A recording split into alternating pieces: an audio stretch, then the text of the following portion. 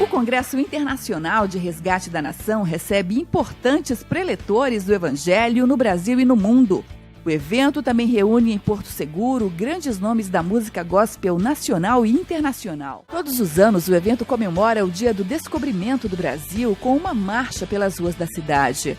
Uma multidão se veste de verde e amarelo para festejar o dia do aniversário do Brasil e abençoar a nação e o povo brasileiro. Eu queria que você abrisse a sua Bíblia no Salmos 37, por favor. Eu vou lendo uma versão aqui, você acompanha na tua, porque é uma versão atualizada. Mas eu quero firmar a palavra dessa noite no versículo 7 do Salmo 37, mas nós vamos ler do 7, do primeiro até ao 11º. Diz assim, que são versos. Não se preocupe com os arrogantes, e nem deseje prosperar com os ímpios. Em breve, eles serão como a grama cortada e murcharão como flores ao sol. Faça um seguro com o Eterno e pratique o bem. Aproveite bem o que já é seu. Vou repetir. Aproveite bem o que já é seu. Vou repetir novamente. Aproveite bem o que é seu.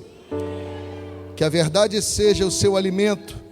Assim você ficará bem perto do Eterno e terá parte no que há de melhor. Abra-se completamente diante do Eterno e não esconda nada dele, e ele fará o que for preciso. Legitimará a tua alma à vista de todos, e como o sol ao meio-dia, declarará a sua inocência. No verso 7, aquieta-te diante do Eterno e ponha-se diante dele. Não se incomode com os que estão em ascensão e com os que pisam nos outros para subir.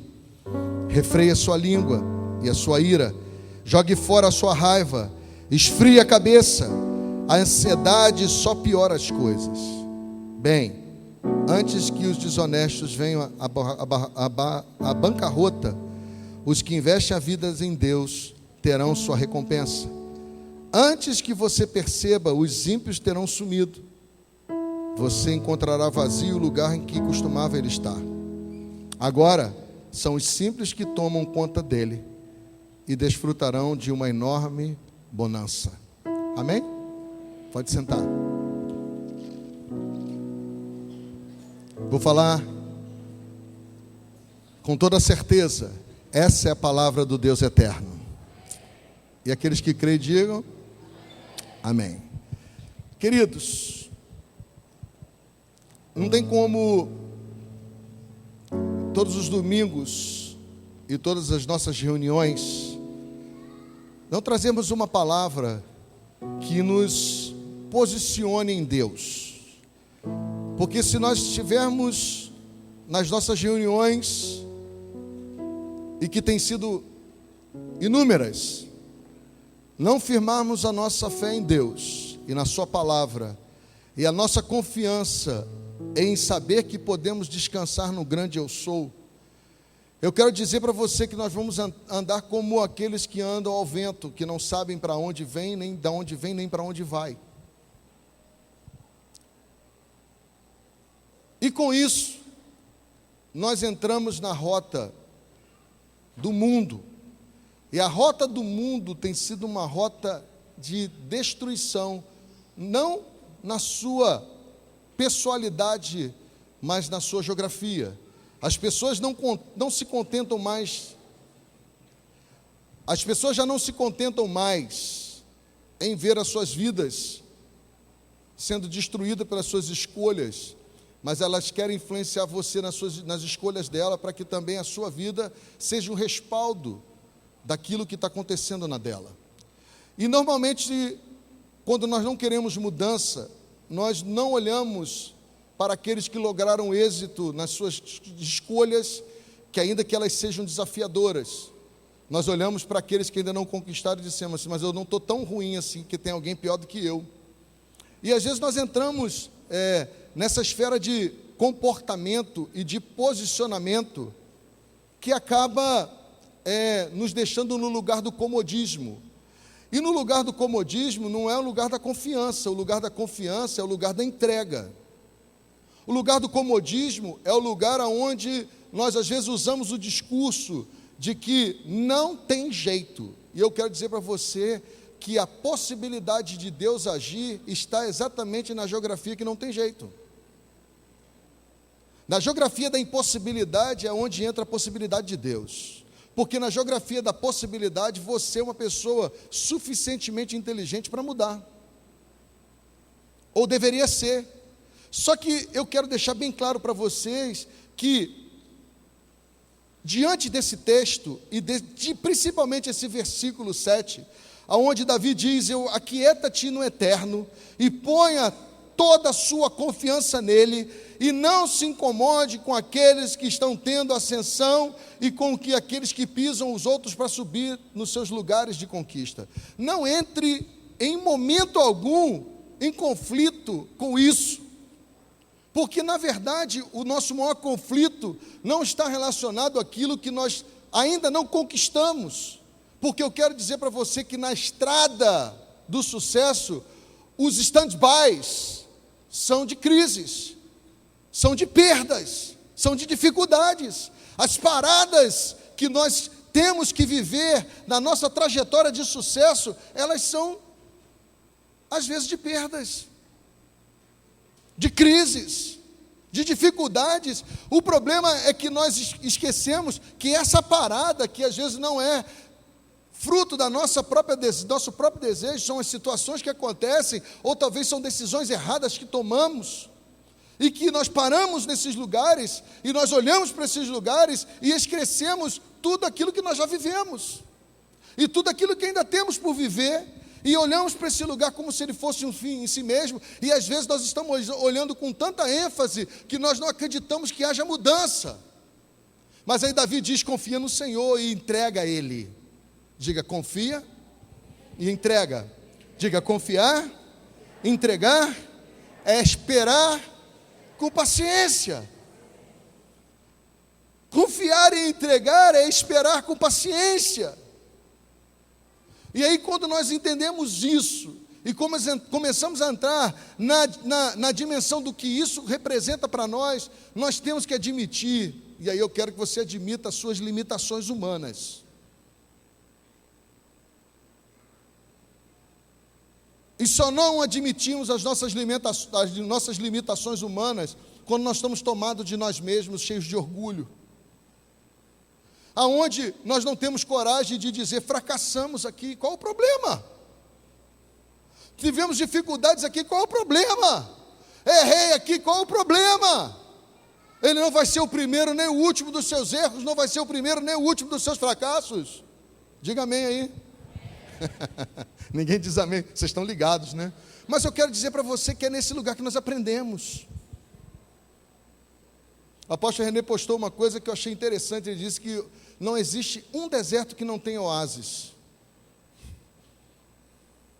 Não existe um deserto no mundo que não tenha oásis.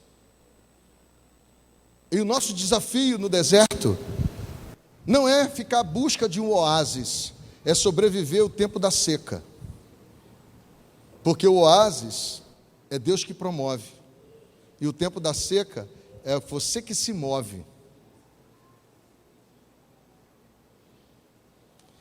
Diga se eu preciso admitir as minhas limitações humanas. Diga, eu sou um ser com limitações. Se você não entender isso, ô Leandro, tudo bem com você? Shalom, seja bem-vindo. Se você não entender isso, você fica mais parecido com o diabo do que com Deus, porque você quer ser Deus. E todas as vezes que você quer ser Deus nas circunstâncias da sua vida, você fica mais parecido com o diabo do que com Deus. Está lá em Gênesis 3:5. Pode olhar na tua Bíblia.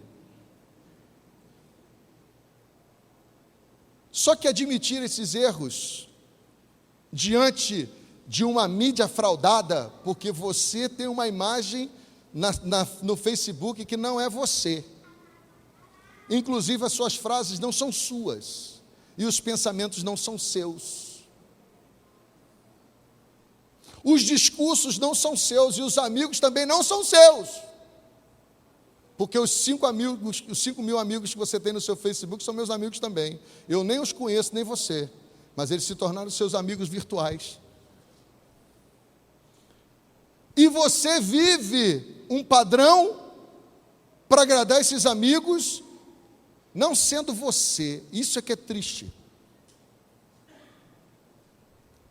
Essa é uma das coisas mais devastadoras que estão acontecendo nessa geração. As pessoas estão querendo ser o que elas não são. E elas ficam deformadas. Você pode ver que as tribos de moda, você se escandaliza, mas eles se tornam pessoas comuns entre eles. As argolas enormes, os narizes furados com um buraco desse tamanho. Eu já fico preocupado se tem uma meleca caindo no meu nariz, nesse buraquinho. Aí o cara faz um buraco enorme aqui, bota um alargador e fica com um buraco enorme aqui, parecendo uma girafa, aquele buraco enorme no nariz. Não sei nem como é que limpa aquele troço. Não sei como é que escova uma língua cheia de pínceas. Eu não estou criticando quem tem não, tá? Eu só fico me indagando. Mas sabe por quê? Porque as pessoas não estão conformadas com aquilo que Deus as criou para ser. Elas querem fazer parte de uma trupe, ou querem fazer parte de um grupo, onde elas se tornam diferentes para serem aceitas, e acabam se tornando esquisitas. Tem um monte de gente esquisita por aí, tem ou não tem gente? Tem ou não tem? Mas tem gente esquisita aqui, que quando começa a usar muito do nosso crentez, nós nos tornamos pessoas esquisitas e não conseguimos olhar as nossas dificuldades como divinas. As suas dificuldades são divinas. Porque se você é um ser que adora a Deus, que foi gerado para o louvor de Deus, se Deus tem um projeto na sua vida, e a tua palavra de Deus diz lá em Efésios, que aquele que começou a boa obra, ele é poderoso, em Filipenses capítulo 1, 16, 12. Se você entender isso, você vai ficar em paz com você mesmo, porque se Deus começou algo em você, Ele vai terminar. O impeditivo é você mesmo. E qual é o impeditivo em relação a você mesmo, que faz com que você seja alguém esquisito, ou seja alguém que não reconhece as suas limitações e não é suficientemente humilde para reconhecer isso e pedir ajuda? Porque uma das coisas que você precisa saber, que vão promover mudanças na tua vida, é uma decisão e uma mentoria nessa decisão. É o que faz a diferença. Eu decidi ser um homem de Deus, eu vou me colar com quem é de Deus e vou ser mentoreado por quem é de Deus. Porque se alguém quer ser jogador de futebol aqui, ele tem que se mover para um lugar onde tem pessoas que jogam futebol e que mentoriem ele naquela ação e naquele desejo que ele tem, verdade ou não é? E geralmente eles procuram modelos que são modelos de exemplo, de disciplina, de caráter, de dedicação, de empenho e de talento. Alguns até se acomodam do lado de alguns que têm talento. E esse talento, às vezes, ele mascara um perfil de caráter que precisa ser moldado. E aí o talento entra em crise. E quando o talento entra em crise, aparece o caráter. E assim somos nós, como homens, filhos de Deus, e mulheres, filhas de Deus. Nós temos situações nas nossas vidas que vão denunciar o nosso caráter, e esse tempo de reforma é exatamente o tempo onde nós vamos ser denunciados por nós mesmos, porque agora nós vamos saber quem é de Deus e quem não é de Deus, quem acredita não só intelectualmente naquilo que diz a respeito do amor e do cuidado de Deus, mas aqueles que creem emocionalmente. Sabe aquela coisa que você diz assim, eu sei que Deus, Ele é o meu provedor, e quando você está na sua maior necessidade, a sua alma diz assim, epa, se aquieta aí, porque Ele é o provedor. Olha a mente dizendo para a sua alma aqui, coloca os sentimentos em ordem aí, se aquieta, confie, ande, como diz Davi, pacientemente esperando no Senhor. Diga amém. Diga amém aí. Mas eu quero dizer para você, aceitar a nossa humanidade intelectualmente não define a nossa vida emocional. E eu quero dizer que a igreja está vivendo isso, nós estamos vivendo isso em família, a sociedade está vivendo isso, ela está confusa nas suas emoções, porque o seu intelecto está cheio de informações distorcidas de valores, e nós precisamos entrar no lugar de confiança em Deus, e nesse lugar de confiança em Deus não tem como nós agirmos para que Deus faça. Eu quero dizer uma coisa para você definir na tua cabeça: não tem nada que você possa fazer para Deus que faça com que Ele ame mais você. Como também não tem nada que você deixe de fazer para Deus que faça com que Ele deixe de amar você. Ele te ama. Amém? Só que nós vivemos a resposta daquilo que confiamos ou não. E toda relação para ter qualidade de êxito nas suas conquistas precisa ter, acima de tudo, confiança. Se não houver confiança na sua relação com Deus, eu quero dizer para você que você está com todo o seu futuro comprometido, inclusive o eterno. Porque se você não confia que Deus, nas suas situações de impossibilidades, Ele não vem agir quando você entra nesse lugar de descanso, como Davi diz: espera, mas não espera com aflição de alma, não espera fazendo o seu jeitinho, não, espera pacientemente no Senhor, porque Ele vai cuidar de você. E esperar pacientemente no Senhor, queridos, é em relação àquilo que você não pode fazer, e aquilo que você não pode fazer se chama milagre. E milagre, ele só anda no campo da impossibilidade. Milagre não anda no campo das coisas possíveis. E quando nós começamos a entender isso, e aceitar emocionalmente e intelectualmente, nós começamos a nos render. Se render a Deus não é suprimir personalidade. Se render a Deus é dizer para o Senhor: sim, Senhor. Se render a Deus não é se render na sua personalidade, mas se render a Deus é dizer: sim, Senhor. E dizer sim, Senhor, significa se render a Deus no tempo da sua maior crise. Porque você chegar aqui e dizer: eu vim aqui celebrar porque Deus me deu uma esposa maravilhosa, eu vim aqui celebrar porque Deus me deu um esposo mais lindo do mundo, eu vim aqui celebrar porque eu tenho filhos abençoados, eu vim aqui celebrar porque eu moro numa casa que é linda, maravilhosa, tem cheiro de perfume de Cristo, tem paz dentro dela, tem alegria. Isso tudo aí é desejo de todo mundo, e todo mundo tem facilidade de adorar a Deus nesse momento. Eu quero ver você adorar a Deus no seu tempo de guerra, dizer que Ele é bom na sua maior crise, dizer que você confia nele quando você não vê possibilidade nenhuma, mas nenhuma, e você dizer: exaltado seja o Senhor, grande é Ele, digno de ser adorado. Render-lhe graças, Senhor, porque Tu és bom. Uau!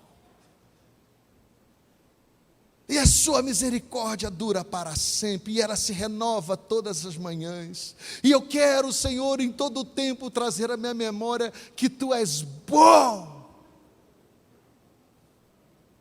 Eu quero ver você dizer isso no tempo de guerra, aonde você tem que se render a Deus, porque afinal de contas Ele é bom, mas Ele é Senhor. Diga: Ele é Senhor. Ele é Senhor. Diga: Ele é Senhor. E aí eu quero continuar dizendo para você o seguinte: se Ele é Senhor, qual é a dificuldade de você se render a Ele? Sabe qual é? É porque você conhece Ele como Senhor no seu intelecto, mas as suas emoções não dão essa resposta, porque o seu coração não está cheio daquilo que faz com que você confie no grande eu sou. Moisés foi diante de Deus e disse: Deus, como é que eu vou dizer para eles quem é que me enviou? E Deus disse para ele: diz para eles que quem te enviou foi eu sou, o que sou. Uma grande explicação, vou lá dizer, olha, quem me enviou foi o eu sou o grande que sou. Aí, ele voltou, não adiantou nada para Faraó. Faraó botou perseguidores atrás dele. Porque você dizer para as pessoas que não creem no seu Deus, que Ele é o seu grande eu sou, não está dizendo nada para elas, não. Até vão rir de você. Mas sabe quando que o seu intelecto concebe e o seu emocional responde? É quando você sabe que Ele é o seu eu sou, e você está diante do mar e diz, Senhor, e agora? Tem um exército daquele que eu disse para ele que o Senhor é o grande eu sou, me perseguindo. E tem um povo comigo que é o teu povo, o que eu faço? E o grande eu sou disse assim, eu vou fazer agora um milagre na tua vida. Diz para o povo para marchar para cima do mar. Gente, concebe isso na sua mente humana? Dá? Dá para acreditar nisso? A gente esperaria o quê? Deus mandando miríades e miríades de anjos, destruindo o exército de Faraó, e todos eles morrendo a espadas espirituais, debaixo de fogo, de saraivas, de torpedos, de meteoros. E Deus disse, fale para o povo marchar. E marchar por umas circunstâncias de impossibilidade. Que Deus insensato. Edgar, mandar um povo inteiro com uma liderança marchar para o lugar da impossibilidade.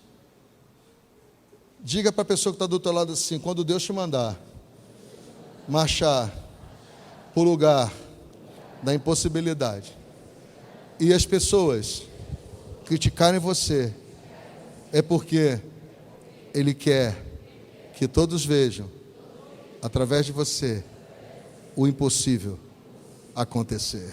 Você pode aplaudir o Senhor?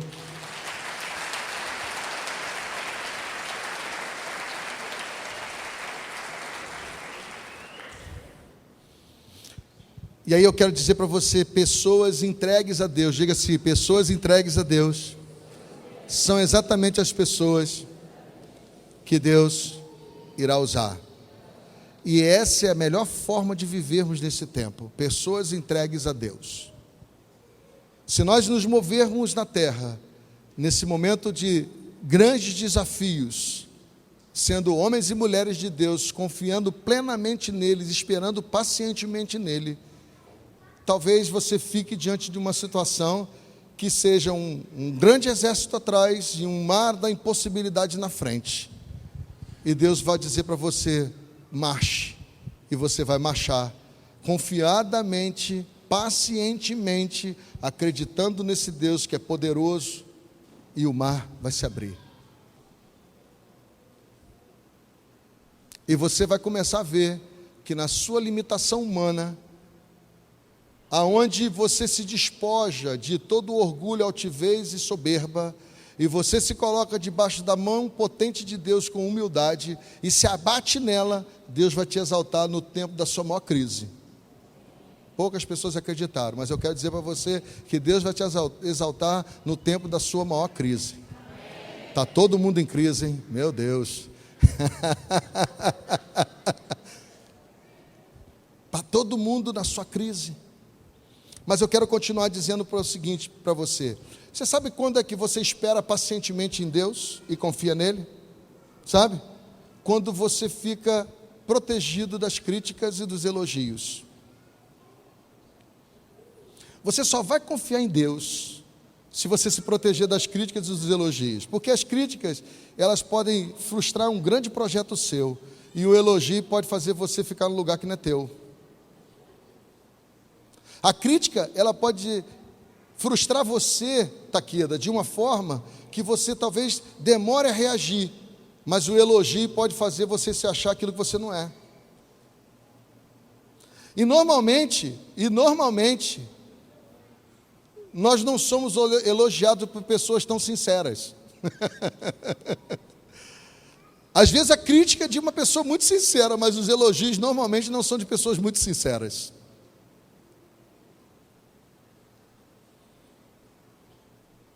E quando nós entramos debaixo desse entendimento e começamos a permitir que Deus nos molde em confiança, diga moldar em confiança, moldar em fé, diga moldar em fé, moldar, diga assim, moldar uma emoção, diga uma emoção tratada. Porque eu não sei se você sabe, mas um decreto da sua boca, ele pode construir ou destruir qualquer coisa. E às vezes nós falamos, eu estava ouvindo o presbítero Cláudio, ele disse uma coisa interessante, ele disse assim, quando você estiver irritado, não decida nada, porque quando você está muito ofegante, o seu cérebro recebe pouca oxigenação, e quando você recebe pouca oxigenação, você pensa de forma confusa, e você acaba tomando decisões que você vai se arrepender por resto da vida. Então, respire fundo, diga aí, respire fundo, aperte o cinto, que o piloto... Respire fundo, aperte o cinto, porque o piloto sumiu. Glória a Deus, porque a nossa confiança não está no piloto, mas está naquele que é o Senhor do avião. Você entendeu? Diga assim, pessoas entregues a Deus são as pessoas que verdadeiramente serão usadas por Deus. Quantos aqui querem ser entregues a Deus? Quantos aqui são entregues a Deus? Então se prepare porque Deus vai te usar. Se prepare porque Deus vai te usar. Agora, eu vou falar uma coisa que vai definir a nossa conversa dessa noite. Quanto mais nos deixamos ser guiados por Deus, que Deus assume o controle sobre nós, mais nos tornamos autênticos. Vou repetir. Quanto mais deixamos Deus assumir o controle, quanto mais deixamos Deus ser Senhor sobre nossas vidas, mais autênticos nós somos. Mas somos nós mesmos, porque nós não vamos fazer nada que seja aquilo que desagrade aquele que nós temos que dizer sim, Senhor. E aí quando nós dissemos a Deus sim, Senhor, nós estamos aptos a dizer não para muita coisa e sim para muita coisa. Quando nós estamos dizendo sim, Senhor, nós estamos na disposição de nos rendermos àquele que pode nos levantar do monturo, muito mais do que aquele que faz o elogio fraudado. Quando nós dizemos sim, Senhor, nós estamos dizendo o domínio da nossa vida, o senhorio da nossa vida está nas tuas mãos, muito mais do que nas circunstâncias. E aí, nós começamos a ser autênticos. Nós choramos o choro que temos que chorar, damos o grito que temos que dar, abraçamos na dimensão de entender que precisamos daquele abraço. Uma das coisas melhores é quando você abraça alguém que sabe que está precisando daquele abraço teu, e você recebe o abraço de alguém que sabe que você está precisando desse abraço. Uau, que terapia! Um dia desse eu ouvi dizer que se você está com o coração em pedaços, arranje alguém que seja compassivo e amoroso e te respeite e mande te dar um abraço, porque um abraço de um compassivo e de um abraço de alguém que te ama verdadeiramente une pedaços de coração partidos. Aquele abraço terapêutico, aquele abraço sincero, aquela pessoa que você está dizendo para você no simples abraço, se você pode confiar em mim. Pode se sentir seguro aqui. E o salmista, vamos voltar lá para o versículo 7. O verso 7, para quem sabe que salmos são poemas, é a parte poética da Bíblia. Então no verso 7 diz assim: aquieta-se diante do Eterno, ponha tudo diante dele, e não se incomode com os que estão em ascensão, com aqueles que pisam nos outros para fazer o seu degrau de subida. Refreie sua ira, jogue fora a sua raiva, esfrie a sua cabeça. A ansiedade só piora todas as coisas. Bem, antes que o desonesto venha a bancarrota, e os que investem a vida em Deus terão sua recompensa. Diga amém. Antes que você perceba que os ímpios sumiram, você encontrará lugar, os vazios, em que se acostumavam estar. Agora são os simples que vão tomar este lugar e vão tomar conta dele, desfrutando daquilo que Deus deu com bonança. Amém? Diga assim: a melhor forma de viver no meu tempo de crise é confiando em Deus. Diga: confiando em Deus. Diga assim: confiar em Deus não é a melhor maneira de viver. Diga: confiar em Deus é a única maneira de viver. Pode aplaudir o Senhor?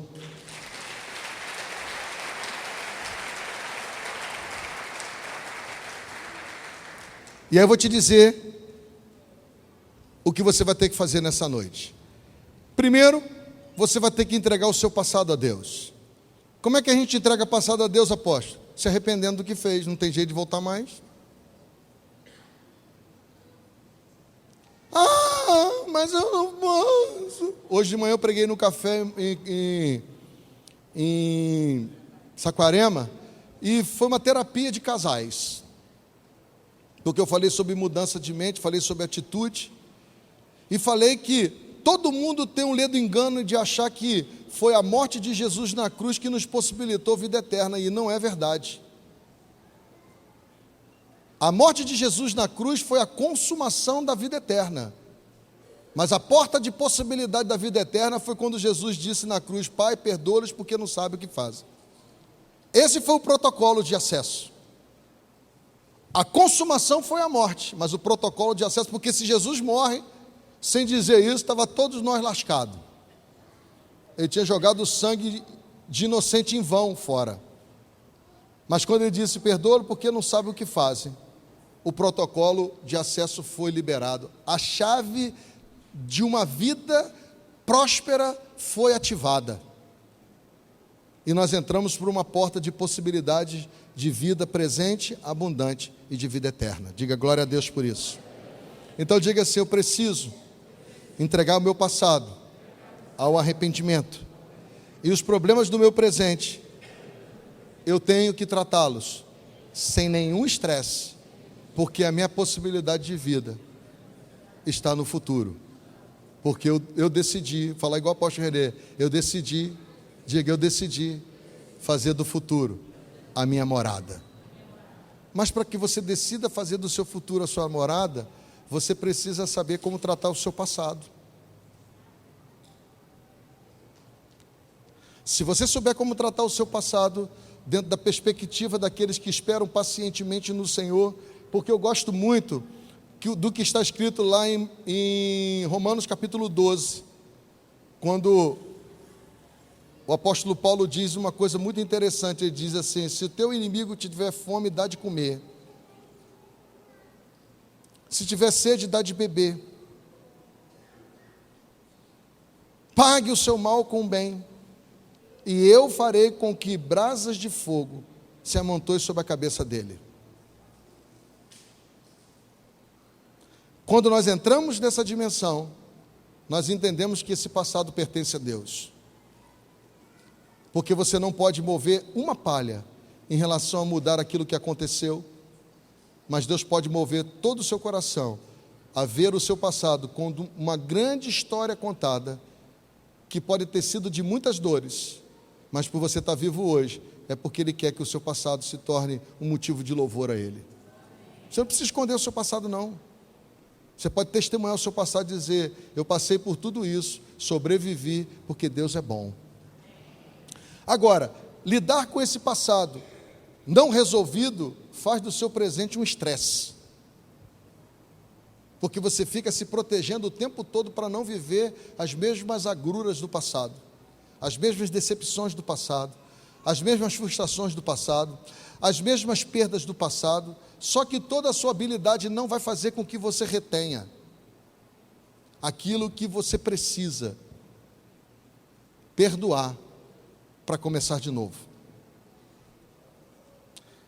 Mas eu termino dizendo para você uma coisa, que o sonho de Deus, diga: o sonho de Deus para a minha vida é me suprir de todas, diga de todas, as minhas necessidades. Mas Deus só vai suprir as suas necessidades que você colocar diante dEle.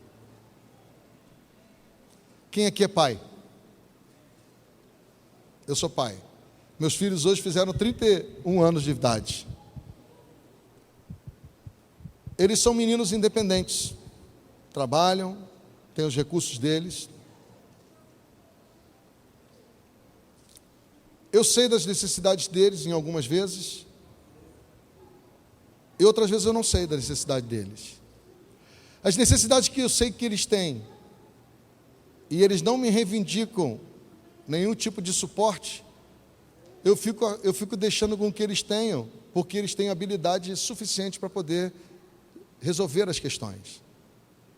Mas, se houver alguma impossibilidade deles resolverem, e se eles abrirem a boca, eu vou apressadamente ajudá-los, e fazendo o que eu puder fazer para ajudá-los. Aí a Bíblia diz assim: se eu, sendo um pai mau, eu sei dar boas dádivas aos meus filhos, imagina nosso Pai Celestial. O problema é que a gente não pede. Sabe por que a gente não pede? Porque a gente não tem coragem de dizer: perdi, errei, vacilei, dancei. E aí nós nos fechamos na nossa autossuficiência, armazenamos um residual doentio e começamos a dar respostas adoecidas para as circunstâncias já resolvidas. Passamos a dar respostas adoecidas para situações que fazem parte de uma história que passou. E começamos a projetar para o nosso futuro aquilo que desconfortavelmente nos atrapalhou no passado. Mas eu quero dizer para você uma coisa, que o erro, ele tem uma coisa boa para a gente aprender. Quem sabe? O que o erro nos ensina? Poxa, Carol foi lá, respondeu na lata. O erro nos ensina a não errar de novo. Então, nem todo erro é ruim. O ruim é você não saber lidar com o seu erro e errar de novo. Mas se você souber lidar com o seu erro, o erro te traz um excelente aprendizado. Qual é? Qual é? Não errar de novo. Pronto. E aí eu queria fazer uma pergunta para você. Nesse momento de adoração a Deus, é um momento de rendição, é um momento de entrega, é um momento de confiança. Se você entender que esse momento de entrega e de confiança seu não está sendo possível, falar como o salmista falou: eu não vou me preocupar com nada que seja arrogante, e nem vou desejar prosperar como eles estão prosperando, porque em breve eles serão secos como a grama cortada e murcharão como as flores no sol. Eu faço sim um seguro com o Eterno e pratico o bem, aproveitando bem o que já é meu. Diga: eu preciso aproveitar bem. Diga: eu preciso aproveitar bem. Diga: eu preciso aproveitar bem. Diga: eu preciso aproveitar bem o que já é seu. Uau! Que coisa, que constatação maravilhosa que o salmista faz. Ele diz assim: eu preciso saber aproveitar bem o que já é meu. Aleluia! Sabe aquela história, Betânia, que a pessoa tem uma casinha que não tinha janela, não tinha porta, não tinha teto, não tinha nada. Aí vem uma enchente, aí arranca essa casinha que não tinha teto, não tinha porta, não tinha janela, não tinha nada. Aí a pessoa diz assim, porque quando você pergunta a ela o que ela tem, ela diz: eu não tenho nada, não tenho nada. Mas quando perde a casa, diz: eu perdi tudo. Já reparou isso? Porque ela sabia que aquilo era dela, ainda que não tivesse o valor que comumente nós achamos que as coisas têm que ter. E às vezes o que tem valor para você não tem valor nenhum para mim. E o que tem valor para mim não tem nenhum valor para você. E por que estamos entrando nesse lugar de conflito? Sabe por quê? Porque nós não sabemos lidar com a realidade de quem é Senhor sobre nossas vidas.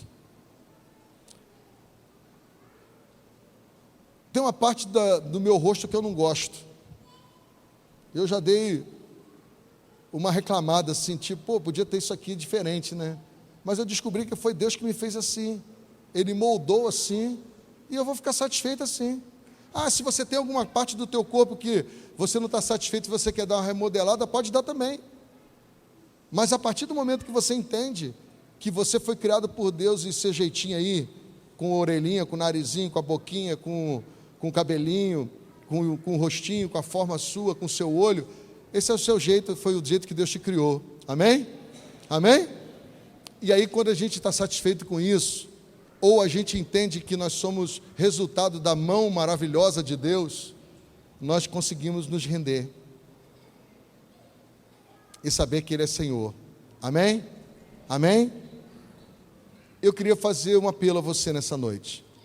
Tem alguma coisa que você precisa hoje confiar em Deus em relação ao seu passado? Tem alguma coisa que você hoje tem na sua agenda para resolver amanhã, que é tão desafiadora, que você precisa confiar em Deus?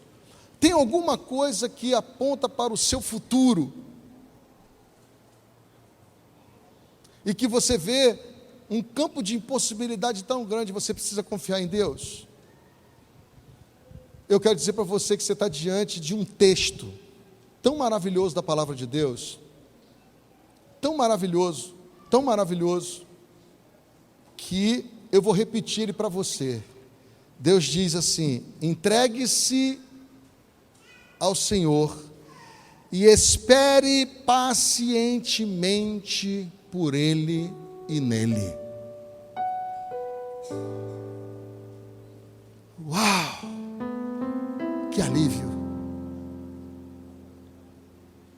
Que alívio! Mas espere. Mas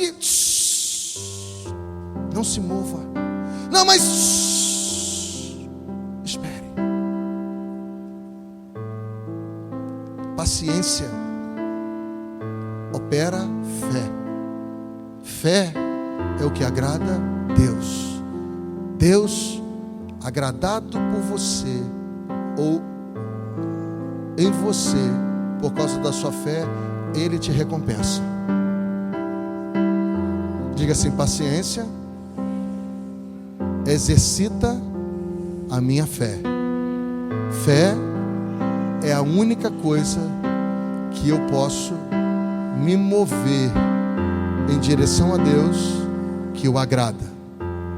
E agradando a Ele, sabendo que Ele é Senhor, eu tenho da parte dele todo, diga todo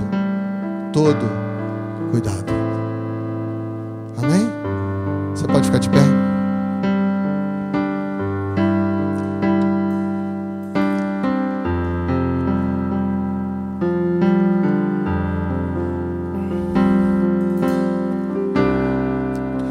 Mas deixa eu te dizer uma coisa. Você sabe qual a dificuldade das pessoas, Adalcina? Deixar o controle em Deus? Ansiedade.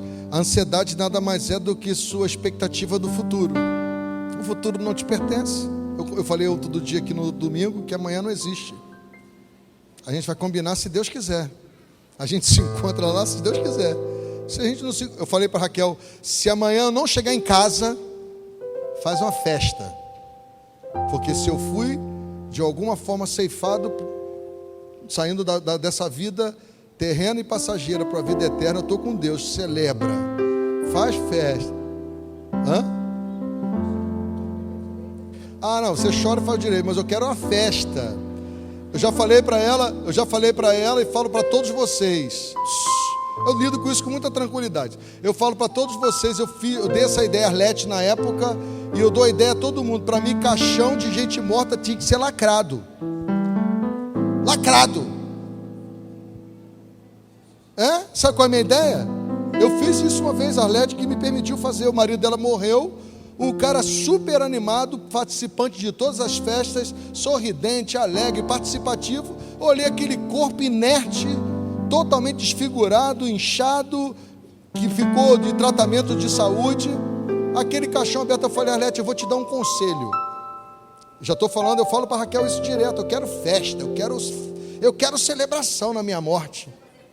Porque a Bíblia diz que Deus tem prazer na morte dos seus santos, então eu quero festa. Aí eu falei para ela assim: Arlete, não deixe o caixão do seu marido aberto. Quer uma ideia? Eu vou te dar uma ideia. Fecha o caixão do seu marido, bota a bandeira do time dele, ou bandeira de Araruama, ou bandeira do Brasil em cima. Botou que bandeira foi? De Araruama, não foi? A bandeira do Brasil. Botamos a bandeira em cima do caixão. Fizemos um porta-retrato, tipo um aparador. Enchemos de foto dele nas festas. Botei no telão as festas, ele no churrasco, fazendo churrasco pra gente, rindo, tomando banho de cachoeira, com os netos. Tudo.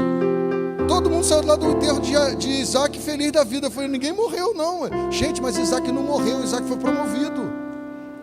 Quem acredita aqui em eternidade? Você só vai vivê-la na íntegra quando você passar daqui para melhor. Por enquanto você está no processo da eternidade aqui, mas quando você não estiver mais aqui, se não for para a sua morte ou pela volta do Messias, eu quero dizer para você, você começou a viver a eternidade.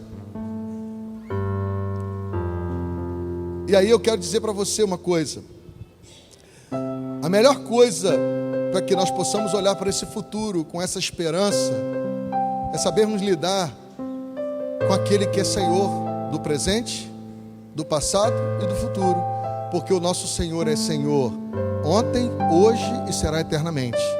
Amém? Então, se você estiver em Deus, fique firme, porque você está bem pra caramba.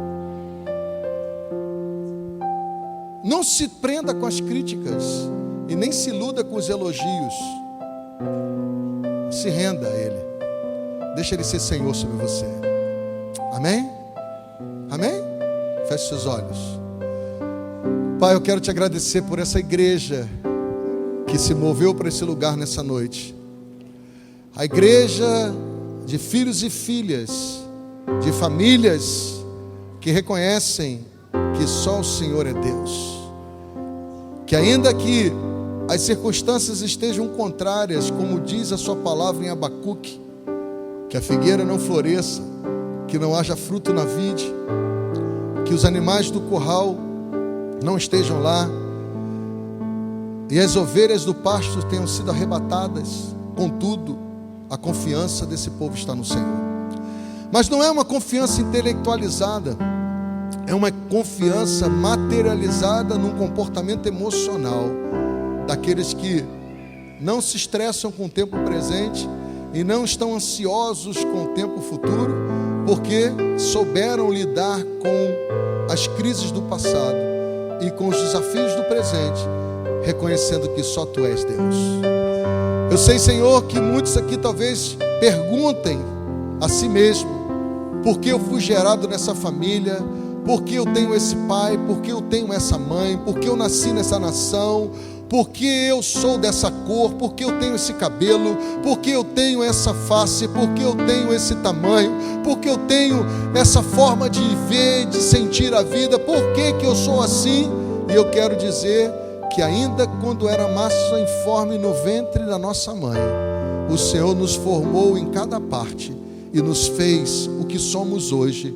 E se somos o que somos hoje, a Ti rendemos louvor e a Ti te damos graças.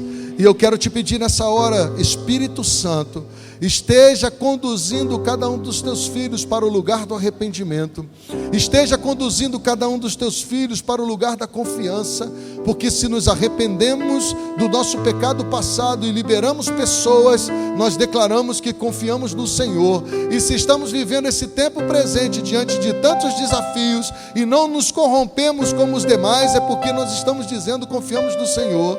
E se a nossa expectativa está em viver eternamente com o Senhor, como aqueles que creem, nós estamos dizendo confiamos no Senhor. E aqueles que confiam no Senhor, como diz a sua palavra, é como o monte Sião, não se abala, mas mas permanece para sempre. Assim como os muros e os montes estão em volta de Jerusalém protegendo, assim está o Senhor ao redor daqueles que creem e daqueles que se submetem ao Senhor.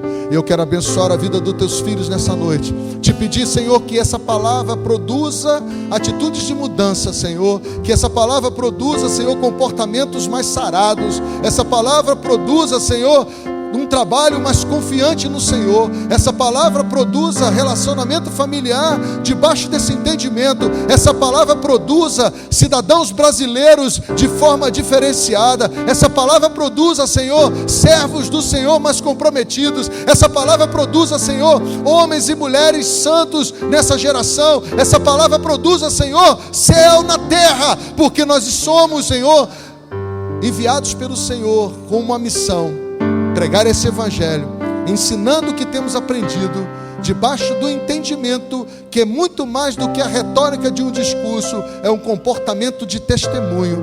E o Senhor faria com que a sua presença estivesse conosco todos os dias até a consumação dos séculos. E eu quero te pedir nessa noite, Espírito Santo, completa a obra que o Senhor começou em nossas vidas e faça com que o teu nome, somente o teu nome, seja exaltado. É na oração, em nome de Yeshua, que eu oro e agradeço.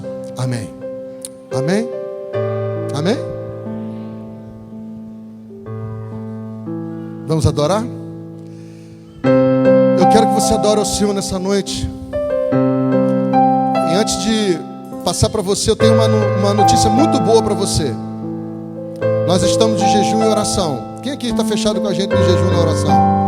90 dias, nós estamos no 42º dia. Esse jejum e oração, nós estamos 21 dias de cada mês, abrindo mão de todo tipo de carne, de guloseimas e refrigerantes, em prol de um avivamento pessoal da igreja, aonde nós vamos nos comprometer cada vez mais de ser um testemunho daquilo que precisamos ser, não como discurso de cristãos, mas como caráter de cristão.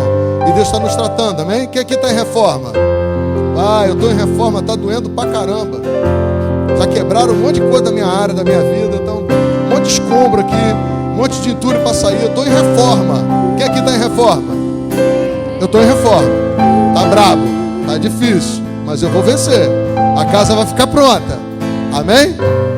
E aí eu quero dizer para você que nós estamos às 6 da manhã, meio-dia e meio, às 18 horas e às 21 horas orando. E esse período de oração vai estar a cargo dos pastores Sandro e Jaqueline, com uma equipe de mais 2 casais de discípulos essa semana, porque nós acabamos a agenda da semana das primeiras semanas. Então eu queria que os jovens estivessem envolvidos com o pastor Sandro, as famílias estivessem envolvidas, porque eu quero fechar esse período de oração de 90 dias nos movendo de uma forma sobrenatural. Vai acontecer milagre na sua vida, vai acontecer milagre na tua casa, amém? E nós estamos fechados. A ação terminou, então me desculpe, mas é pastor Luiz Celso e pastora Sônia com as equipes que vão estar trabalhando com eles. Daí a relação? Não? Tem aqui. Antes de orar por você também, eu quero dizer para você,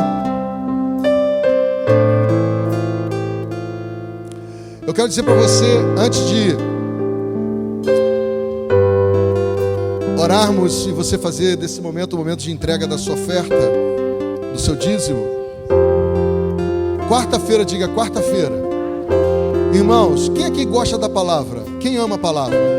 Quem ama a palavra? Levanta a mão assim. Eu amo a palavra de Deus. Irmãos, vou dizer uma coisa para vocês.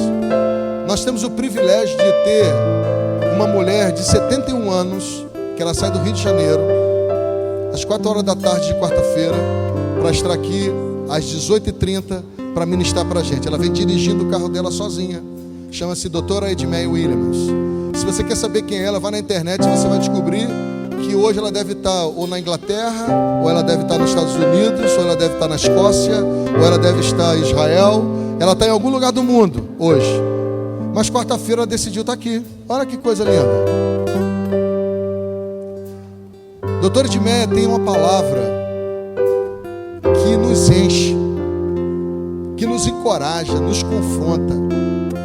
Eu queria te pedir, mobilize pessoas para estarem aqui, pessoas que amam a palavra, e você vai ser poderosamente enriquecido, porque se cremos que a palavra de Deus para nós é luz, eu quero dizer para você que quando a irmã Edmeia prega, ela vira holofote, porque é uma palavra de consistência, de sabedoria, de inteligência e de muito conhecimento. Quarta-feira, toda primeira quarta-feira do mês, ela vem a Araruama. Se você for hoje, eu não estou exagerando não, se você for hoje na internet perguntar aonde está a doutora Edmeia Williams, talvez ela esteja em alguma nação, porque no mês passado ela não pôde estar aqui, porque ela estava numa conferência nos Estados Unidos, em Atlanta, em Chicago e em Boston, porque ela é uma ministradora que ministra na língua estrangeira, o inglês, e ela é chamada para o mundo todo. Procure saber quem é ela. E aí eu quero dizer, nós temos o privilégio de termos um relacionamento com ela, dela vir aqui nos dar essa bênção de conhecimento. Diga glória a Deus por isso. Então venha, envolva pessoas, bote isso na tua agenda, amém? Sexta-feira nós temos o Shabat com o pastor Leandro. Sábado nós temos sempre reuniões com o pastor Sandro e os jovens. Domingo nós temos 2 reuniões. Uma domingo de manhã às 9 horas da manhã no Projeto Neemias, e à noite aqui. E eu queria que você estivesse se mobilizando, amém? No dia 18 e 19 de março nós vamos ter nossa conferência sobre consolidação. Nós trabalhamos a visão celular no modelo dos 12, que é ganhar, consolidar, discipular, enviar. E nós vamos falar sobre consolidação. E vai ser um tempo muito precioso. Vamos começar sexta-feira, dia 18, às 20 horas. Vamos estar aqui sábado, dia 19, das 9 da manhã ao meio-dia, das 3 às 6. E depois voltaremos às 20 horas para um encerramento com fruto fiel. Vai ser um tempo precioso. E para abril, nós temos Porto Seguro. Quem já foi a Porto Seguro sabe que Porto Seguro é uma chave de avivamento para toda a nação brasileira, porque vem uma palavra profética, e a palavra profética que vai sair de Porto Seguro é uma palavra de reforma, amém? Então nos procure, porque nós estamos nos agendando nessas atividades que têm sido de grande proveito para a igreja. Fique de pé, dê a pessoa a mão que está do teu lado, dá a mão a ela aí, dá a mão à pessoa que está do teu lado. Diga para a pessoa que está do teu lado: Santa. Diga Santa. Diga Santa. Diga Santa. Diga Santa. Eu quero dizer para você, se nós nos movermos como igreja assim, debaixo desse entendimento, nós vamos começar a ver a nossa geografia sendo mudadas. Se você chegar em casa e disser assim: cheguei na casa da família mais santa da terra. Quando você deitar com a sua mulher, você vai deitar e olhar para ela e falar assim: você é a mulher mais santa que eu conheço. E você vai olhar para o seu marido e vai dizer: você é o homem mais santo que eu conheço. Quando você chegar no quarto dos teus filhos, abrir a porta e abençoar a vida dos teus filhos, você vai dizer assim: eu estou abençoando os filhos mais santos da terra. Quando você sentar à tua mesa e for comer o seu alimento, você vai dizer: eu santifico esse alimento, porque esse alimento vai alimentar um santo. E você vai começar a ver toda a atmosfera da sua vida mudando, amém? Amém? Agora aperte a mão da pessoa que está do teu lado e diga assim para ela: vamos orar? Diga: vamos orar. E eu queria que você fizesse uma oração com essa pessoa. Não precisa nem olhar para ela, mas feche os seus olhos e comece a levantar um clamor, uma oração de gratidão a Deus, numa confiança que você tem num Deus todo-poderoso, num Deus maravilhoso. Comece a liberar céus proféticos, de palavras proféticas que encherão a sua vida, encherão esse lugar, encherão a sua atmosfera, mudarão a sua geografia. Eu creio que nós estamos debaixo de um manto profético, e esse manto profético vai nos levar a viver uma dimensão diferenciada. Nós seremos reconhecidos como homens e mulheres santos do Senhor na terra. Pai, em nome de Jesus, eu Eu quero te bendizer por essa noite, quero te agradecer por essa palavra. Ela é viva, ela é poderosa, ela é eficaz, ela é uma palavra de reforma, ela é uma palavra de restauração, ela é uma palavra de cura, ela é uma palavra de libertação, ela é uma palavra de transformação, ela é uma palavra de restituição. Essa é a palavra do Senhor que está sendo liberada nessa noite, e nós declaramos que confiamos no Senhor e na sua palavra, e andamos debaixo do entendimento que, ainda que as circunstâncias não estejam de acordo, ainda que nós estejamos vivendo os desafios de um dia, ainda que nós tenhamos a viver um desafio de situações que não sabemos como solucionar, no tudo nós confiamos no Senhor, entregamos as nossas berras, as nossas lutas, entregamos nossos desafios, os nossos medos, os nossos anseios, as nossas dificuldades nas tuas mãos, e declaramos que tu és o Deus soberano sobre toda a terra. A tua palavra diz: clama a mim e responder-te-ei, e anunciar-te-ei coisas grandes e poderosas que ainda não sabes. E a tua palavra diz: aquele que crê e ouvir a sua palavra vai ver os milagres acontecendo. Se tu creres, tu verás a glória de Deus. E eu creio, Senhor, que nós entramos na nossa geografia de milagres, a geografia da impossibilidade, das dificuldades, das crises, dos medos. Nós declaramos que nessa geografia nós precisamos do Senhor, e nos rendemos totalmente ao teu senhorio, e declaramos: se agir o Senhor, ninguém pode impedir. Agindo o Senhor, ninguém pode impedir. Agindo o Senhor, ninguém pode impedir. E nós tomamos, Senhor, posse nessa noite de toda a conquista que o Senhor tem nos dado em Cristo Jesus, e para a glória de Cristo Jesus. Amém? Você crê nisso? Então dê um aplauso ao Senhor, dê um grito de júbilo. Isso, diga: eu confio, eu confio.